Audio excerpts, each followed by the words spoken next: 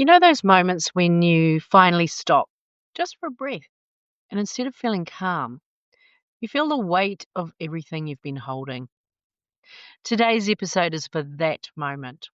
We're exploring the currency of calm, what happens when stillness feels expensive, and why your nervous system sometimes mistakes rest for risk. You'll discover how biology, belief, and busy intertwine, and what it takes to make calm not just possible, but profitable for your energy, for your leadership, and your joy. So let's get started, shall we?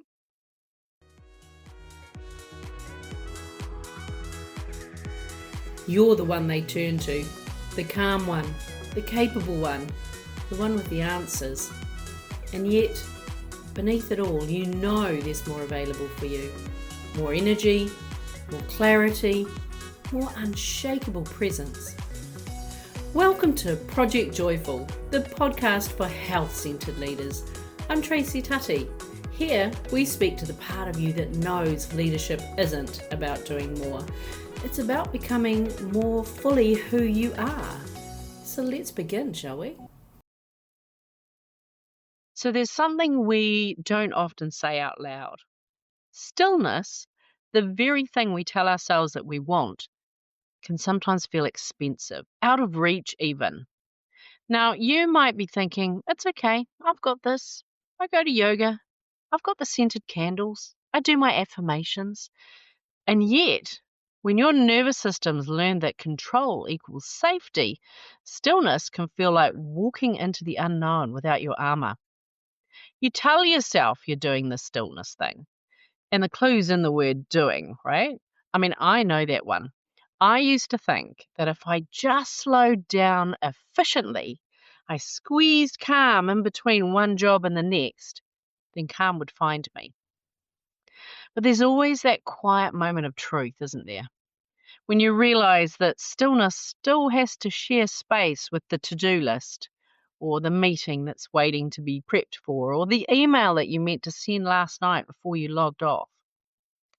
And the price tag your body quietly calculates, well, it's things like your reputation, maybe credibility or momentum, and those unfinished things that whisper, you should have kept going. If you just push through it, there'll be time to rest later. So instead of calm, you reach for productivity because it feels more convenient, more tangible. Rest only becomes real when it's no longer optional, when you're running on empty and your body starts calling in that debt. And here's the thing, chaos has its perks. It's predictable in its own way. You know who you are when you're busy. You're needed, you're capable, you're important.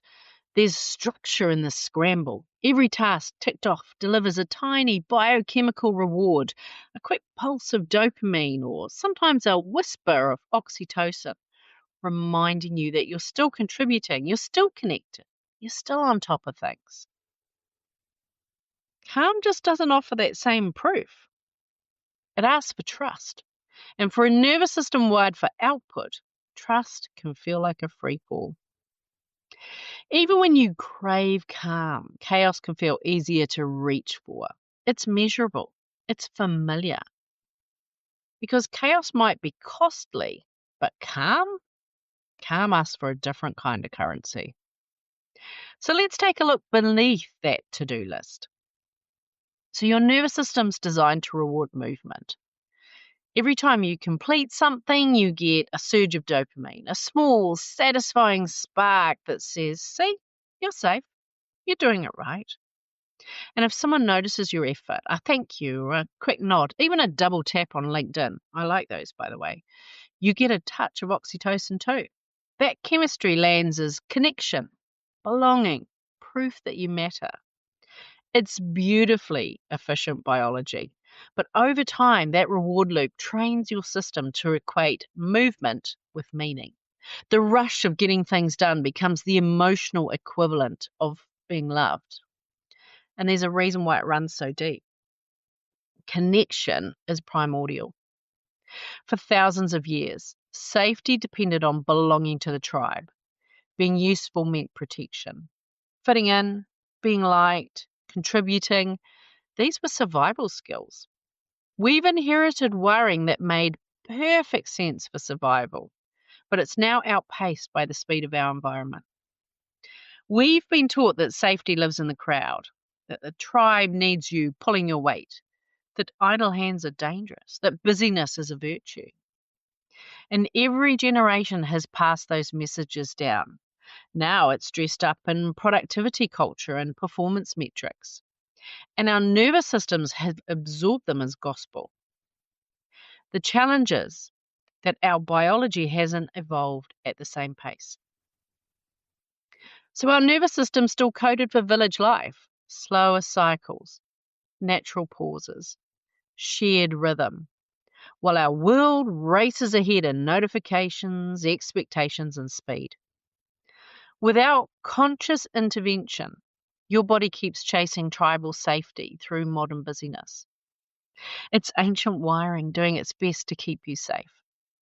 But here's the turning point. It's actually not your fault, but it is your choice. You get to choose whether that inherited wiring still gets to run the show.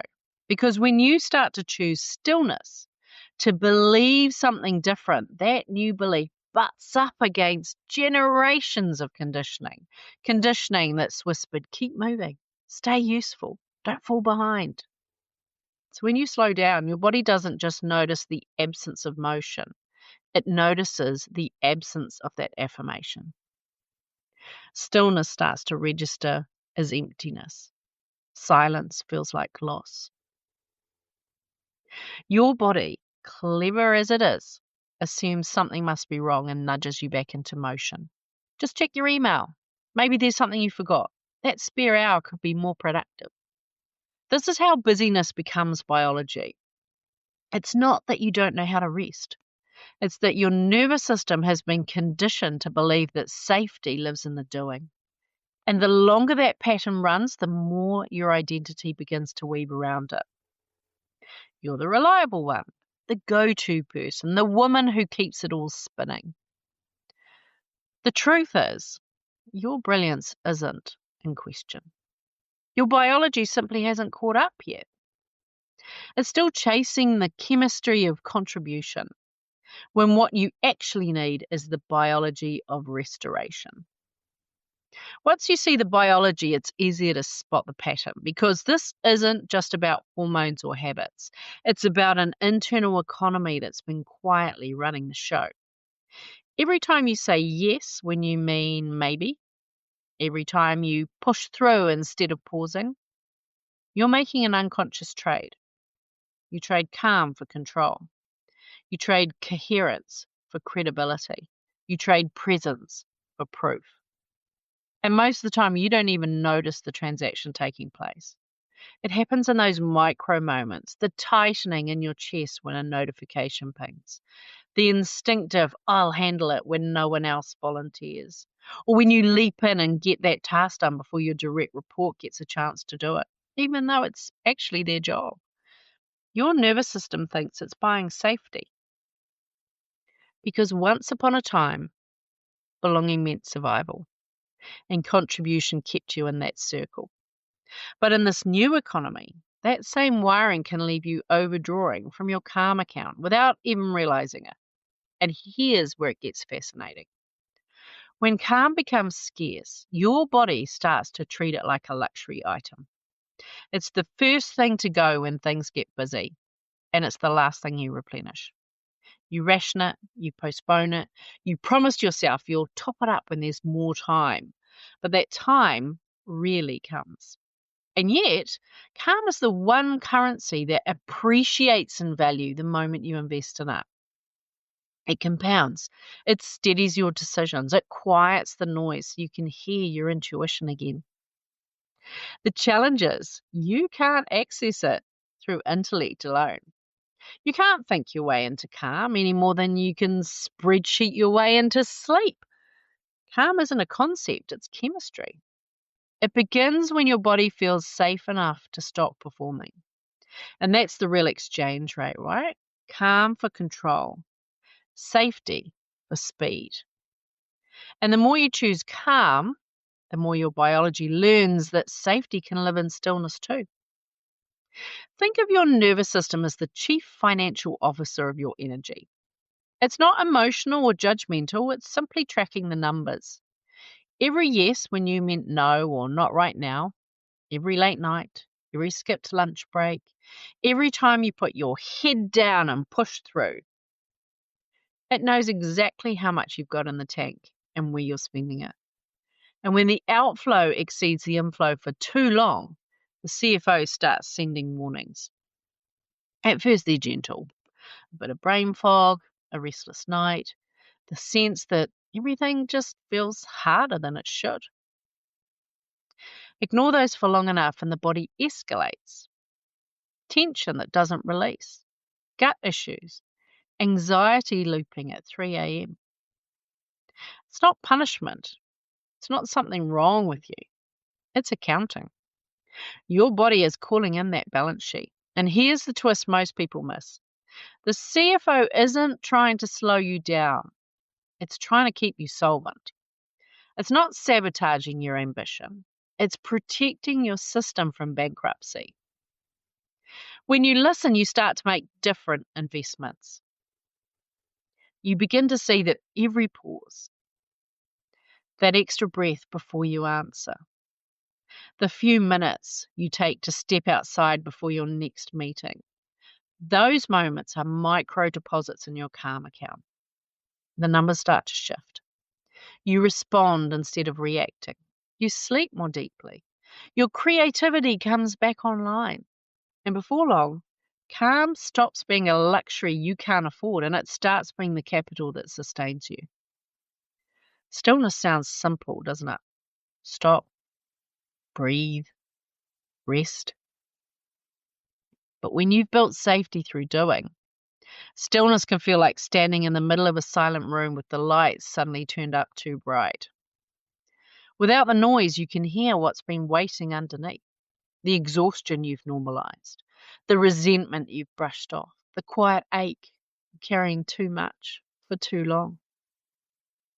You might not even have the words for it. It's just there, sitting in the space that movement used to fill. It's in those moments your nervous system does what it's been trained to do. It reaches for motion. A scroll, a snack, a quick check of the inbox, anything that brings the noise back just enough to feel safe again. And yet that flicker of discomfort, it's not failure. It's evidence that your body is doing something brave. It's letting what was buried begin to surface. Stillness doesn't expose weakness. It reveals truth. It shows you where you've been negotiating your worth through output, where you've confused exhaustion for excellence, where the idea of rest has become tangled with guilt. It's confronting, but it's honest. And honesty requires presence, not performance. The work isn't to force calm. It's to let your body remember that it's safe to feel. That you can rest without losing relevance. That you can pause without the world collapsing. When you let stillness reveal instead of prove, your nervous system starts to recalibrate. The edges soften. Your breath deepens. You start to realize that the armor you thought you needed was only ever meant to be temporary. And underneath it, there you are. The part of you that was never tired, just hidden. So here's the part that no one tells you. Calm isn't the opposite of achievement.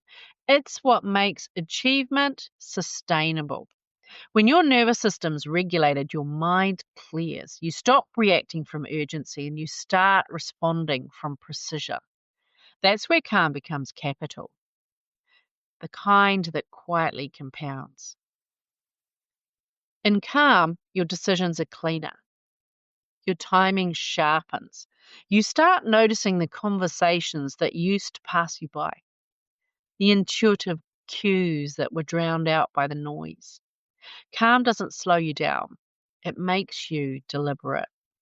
It gives you back the milliseconds between stimulus and response. And that's the space where wisdom lives. Think of it as an energetic return on investment. A calm nervous system spends energy once.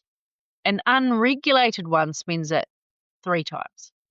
First on the worry, then on the doing, and again on the recovery.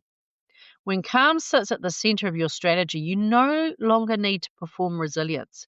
You embody it. You move through your day differently. You say yes from alignment, not obligation. You hold boundaries without apology. And perhaps most powerfully, calm makes you magnetic. Because calm isn't passive, it's presence. It's the quiet authority that people feel before you even speak. That's the currency of calm. It multiplies value without multiplying effort.